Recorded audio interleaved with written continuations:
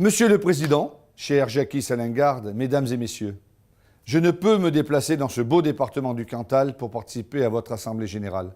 Je le regrette vraiment. Pour autant, je souhaite vous dire quelques mots à travers cette vidéo. Votre filière caprine compte plus de 6000 exploitations, dont près de la moitié font de la transformation à la ferme.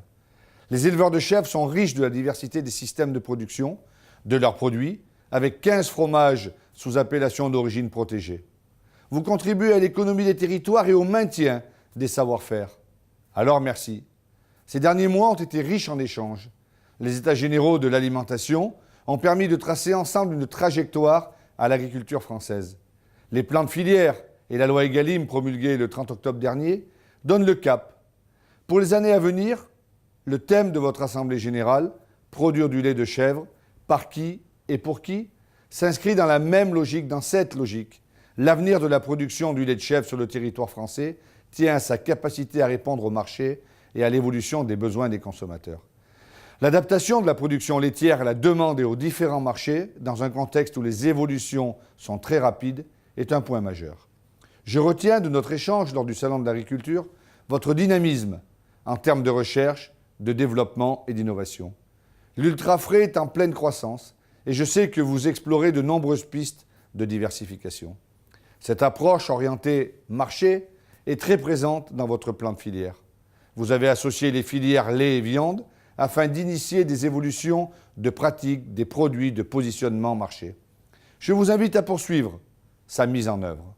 La filière caprine a toutes les clés pour répondre aux défis et aux opportunités qui se présentent à elle.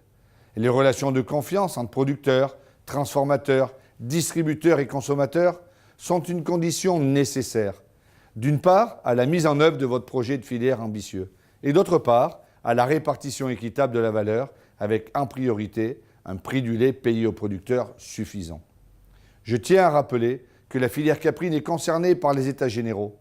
Je l'ai rappelé aux distributeurs et je n'hésiterai pas à le faire de nouveau.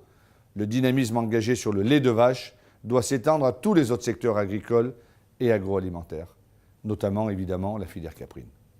Avec l'inversion de la contractualisation prévue par la loi Egalim, vous, producteurs, êtes à l'initiative de la proposition de contrat. Le rééquilibrage du rapport de force sera d'autant plus important que vous serez structuré en OP.